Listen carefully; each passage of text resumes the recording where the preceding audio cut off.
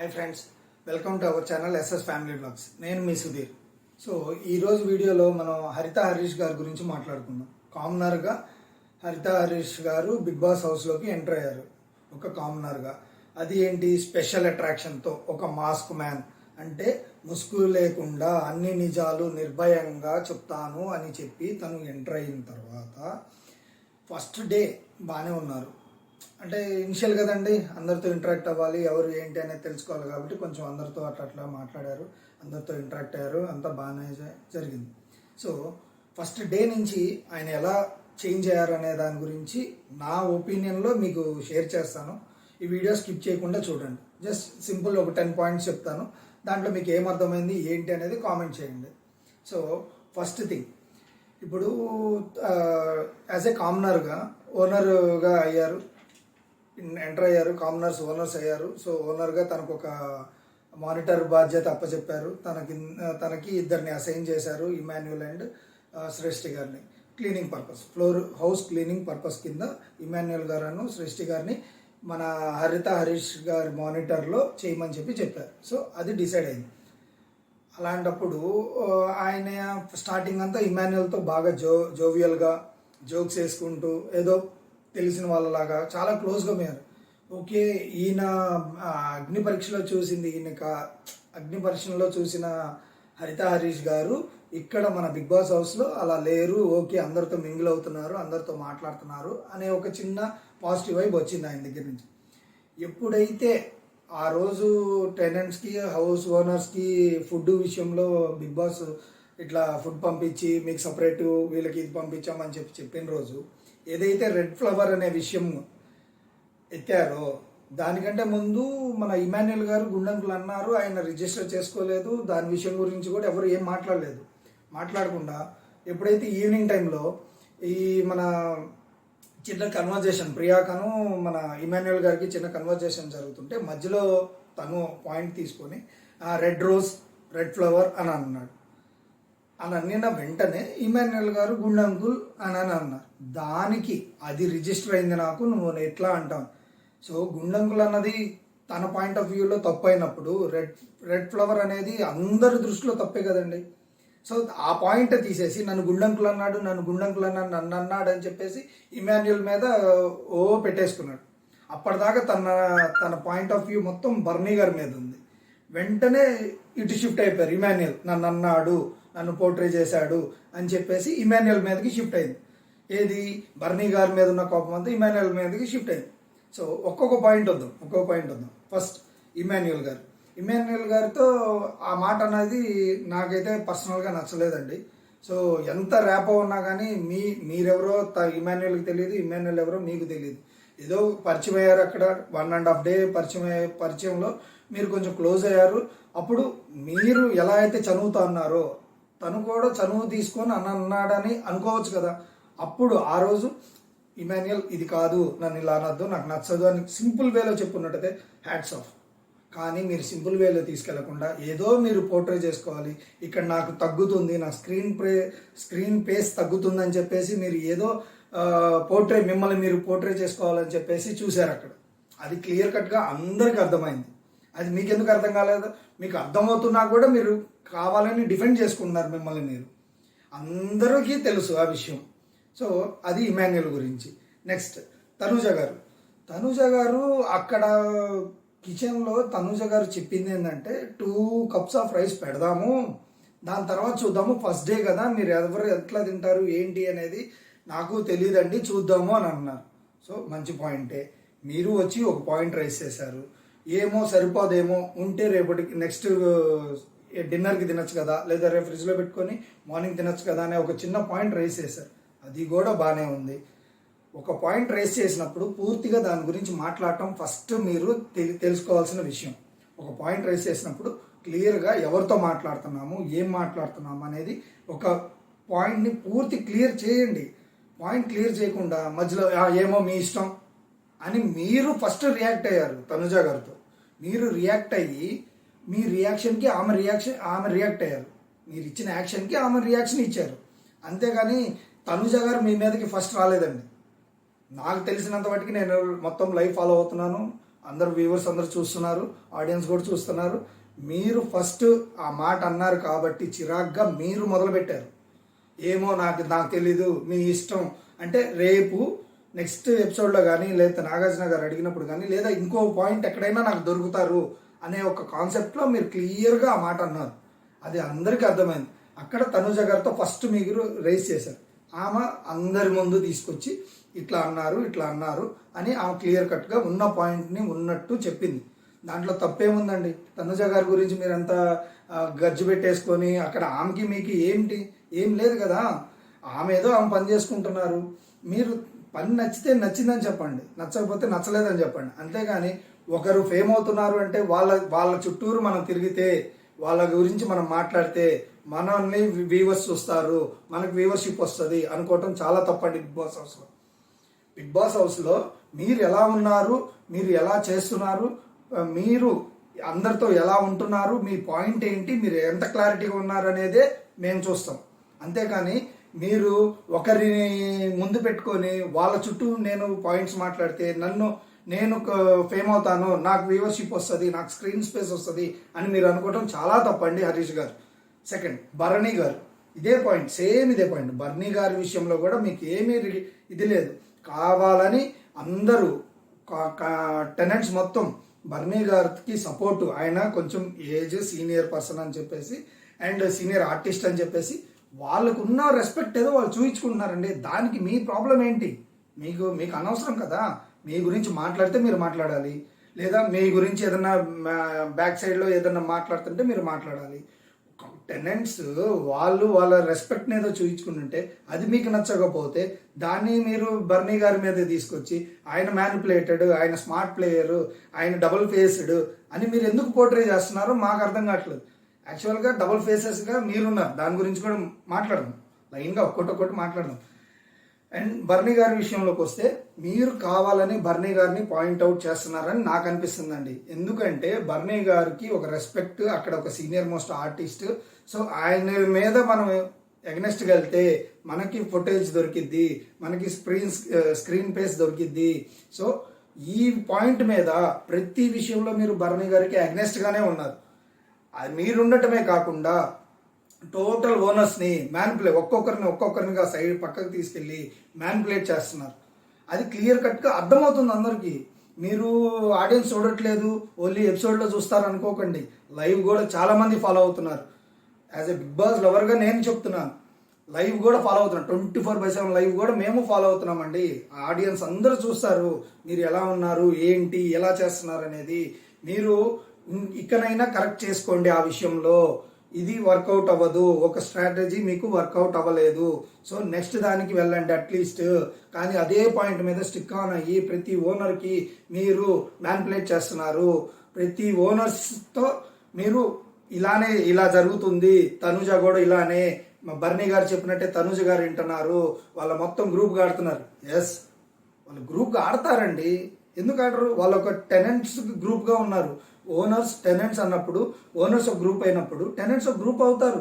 వాళ్ళందరికీ ఒకరికొకరు కాంప్లిమెంట్ చేసుకుంటూ, ఒకరికొకరు అన్ని టాస్క్స్ చేసుకుంటూ వాళ్ళు నీట్గా వాళ్ళ పద్ధతి ప్రకారం వాళ్ళు ఉన్నారండి. మీరు నాకు ఫుటేజ్ దొరకదు, నేను ఏదో ఒకటి చేయాలి, అట్లీస్ట్ నెగిటివ్గా అయినా నేను వెళ్తే నన్ను గుర్తిస్తారు అనే ఒక పాయింట్ మీద మీరు ప్రతి ఒక్కరిని పిలిచి మీరు మ్యానిపులేట్ చేసి, ఇన్ఫ్లుయెన్స్ చేసి బర్నీ గారిని, తనుజ గారిని డిగ్రేడ్ చేయాలనుకుంటున్నారు. అది మటుకు వాస్తవం. అది మీరు ఒప్పుకోవట్లేదు, ఇప్పటికీ ఒప్పుకోవట్లేదు. ఇది నా ఒపీనియన్ అండి. ఇదే టాపిక్ మీద మీకేమన్నా ఒపీనియన్ ఉంటే కనుక కామెంట్ చేయండి. అండ్ ఇంకొకటి, సంజన గారితో ఏమో కెప్టెన్ అవ్వకముందు ఒకలాగుండి కెప్టెన్ అయిన తర్వాత ఒకలాగా మాట్లాడుతున్నారు. సో ఇది కాదా అండి డబుల్ ఫేస్డ్? ఇది కాదా? సంజన గారితో ఏమో ముందంతా ఫ్రెండ్ అది ఇది అని మాట్లాడారు. కెప్టెన్ అయిన తర్వాత ఈమెందుకు కెప్టెన్ అయింది, మనం అవ్వాలి కదా అన్నప్పుడు మీరు ఎలా అయితే గ్రూప్గా ఆడాలని మీ ఓనర్స్లో ఒకరు అవ్వాలని అనుకుంటారో టెనెంట్స్లో కూడా ఒకరు అవ్వాలని టెనెంట్స్ అనుకుంటారు కదండి. మీరు ఆడితే గ్రూప్ గేమ్, మీరు ఆడితేమో గ్రూప్ గేమ్ కాదు, వాళ్ళు ఆడితేమో గ్రూప్ గేమా? ఇది ఎక్కడదండి? నాకు అర్థం కాలేదు హరీష్ గారు. ఎలా అంటారు అలా?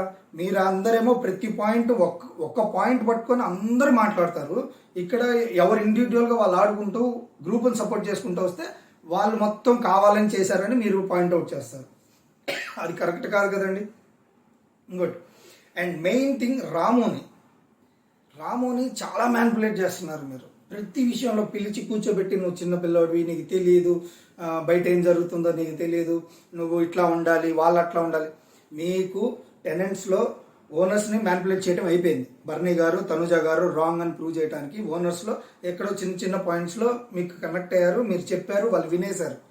అండ్ మీరు ఇప్పుడు ఏం చేస్తున్నారు, టెనెంట్స్లో కూడా ఆ డివియేషన్ తీసుకొద్దాము, నేనే అవ్వాలి, నేనే అందరికన్నా సుపీరియర్ ఉండాలి అని మీరు అనుకుంటున్నారు.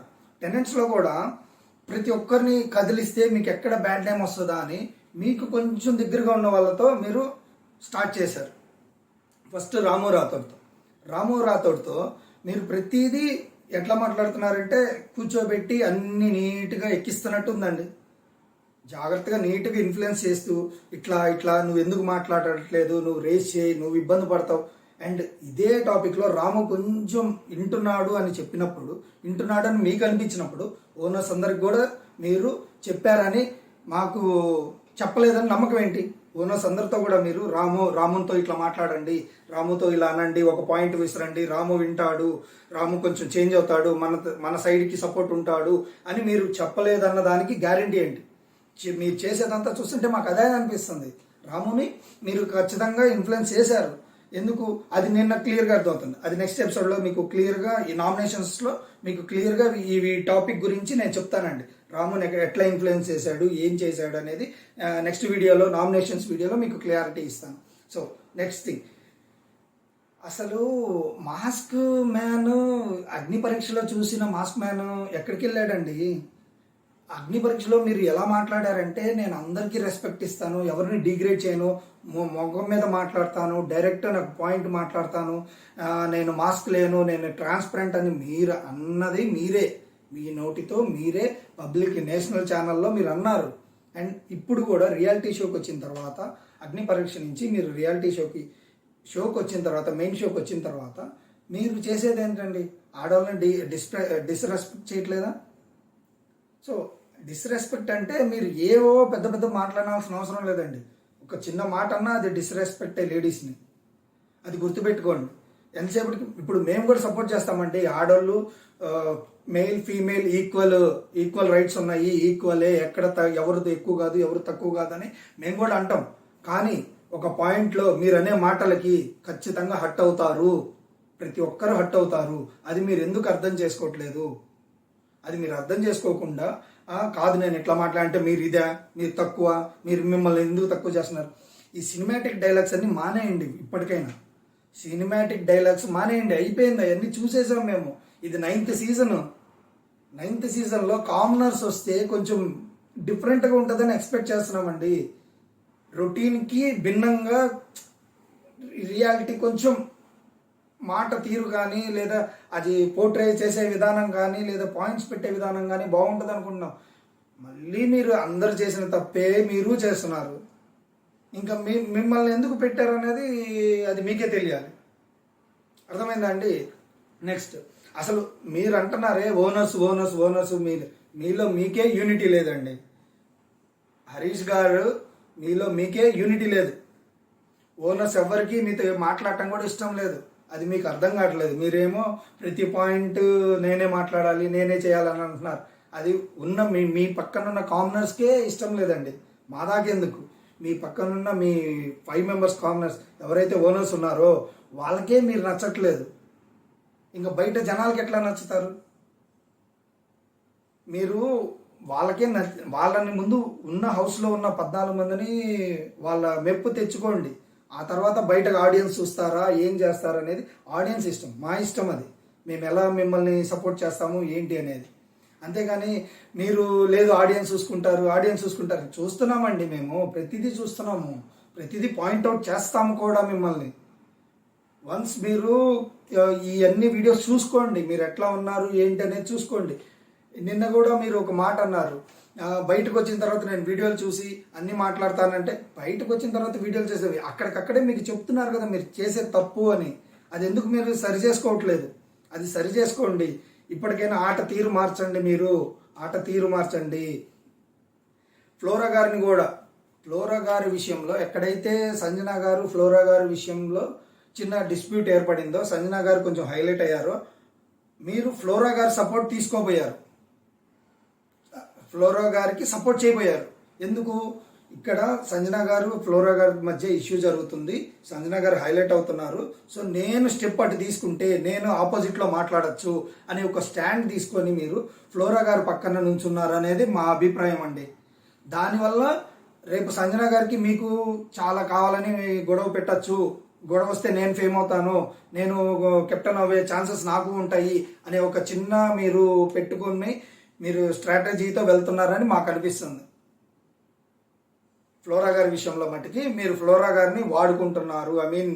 వాడుకుంటున్నారు in the sense, I will correct my point, వాడుకుంటున్నారు ఇన్ ద సెన్స్ ఆమెను ఒక పావులాగా, మీరు ఒక సోల్జర్ లాగా ఆమెను పెట్టుకొని మీరు ఏదో ఎదగాలని, ఆమెను తొక్కేసి మీరు ఎదగాలి అని మీ ఒక స్ట్రాటజీతో వెళ్తున్నారు.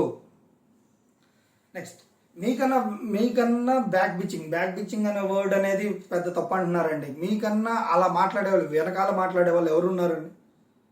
హౌస్లో ఉన్న 14 మందిలో మీ ఓనర్స్ మాట్లాడినంతగా టెనెంట్స్ ఎవరు మాట్లాడరు. ఉన్న ఫుటేజ్ మొత్తం చూసుకోండి, ఫస్ట్ డే నుంచి ఈరోజు దాకా.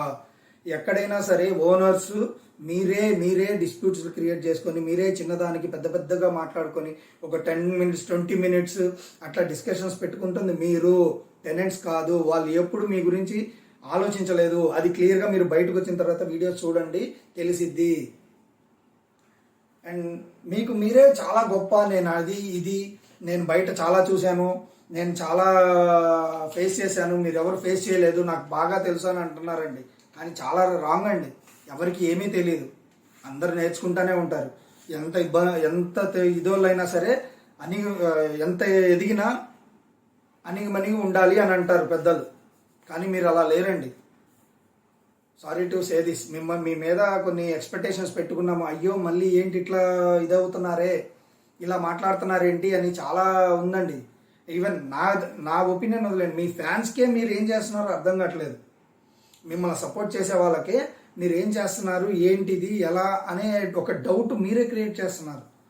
అది లేకుండా ఒక క్లారిటీగా మాట్లాడండి, క్లారిటీగా ఉండండి. అందరితో ఎక్కడ ఏ పాయింట్ మాట్లాడినా క్లారిటీగా మాట్లాడండి. ఒక పాయింట్ తీసుకొని దాని చుట్టూరు ఏదో మీరు ఫ్రేమ్ చేసి మ్యానిపులేట్ చేసి అందరితో మాట్లాడిన తర్వాత గ్రూప్ మొత్తాన్ని మ్యానిపులేట్ చేసి తీసుకొచ్చి మధ్యలో పెట్టి ఒక పర్సన్ని పాయింట్అవుట్ చేయొద్దు. అది మీకే బ్యాడ్, మీకు మీరే మీ గొయ్యి తెవ్వుకుంటున్నట్టే. అది గుర్తుపెట్టుకోండి, అర్థమైందా? అండ్ కెప్టెన్సీ టాస్క్లో కూడా మీరు చేసింది ఫౌలు, ఫేక్, మీరంతా తప్పు ఆడుతున్నారు. నేను నిజాయితీగా ఆడతాను, నేను అది ఆడతాను, నేను ఇలా ఆడతాను అని అన్నారు. కానీ కెప్టెన్సీ టాస్క్లో కూడా మీ కంటెండర్, మీకు సపోర్ట్ చేసే కంటెండర్ ఎవరైతే ఉన్నారో, మీకు సపోర్ట్ చేసే పర్సన్ అక్కడ పైన చేయి పెట్టినప్పుడు కూడా మీరు స్టాండ్ తీసుకోలేదు. హౌస్ మేట్స్, టెనెంట్స్ ఎవరైతే అందరూ పాయింట్అవుట్ చేశారో అక్కడ సంచాలక్ కూడా చూడలేదు, అది మీరు చూశారు కానీ మీరు పాయింట్అవుట్ చేయలేదు. దీన్ని ఏమంటారు? ఇప్పుడు ఇన్ని పాయింట్స్లో మీరు నిజమా నకిలీనా అని మేము ఎలా తెలియాలి? మాకు ఎలా తెలుస్తుంది? మీరు నిజం కాదు, మీరు ఫేక్ ఉన్నారు, మీరు డబుల్ ఫేస్ ఆడుతున్నారు, మ్యానిపులేట్ చేస్తున్నారు అని మాకు అనిపిస్తుందండి. ఇది మొత్తం నా purely my personal point of view, నా ఒపీనియన్ అండి. వీడియో మీకు నచ్చినట్లయితే మీ ఒపీనియన్ని కామెంట్ రూపంలో షేర్ చేయండి. మరిన్ని వీడియోస్ కోసం నా ఛానల్ని సబ్స్క్రైబ్ చేసుకోండి, లైక్ చేయండి, షేర్ చేయండి. Thank you.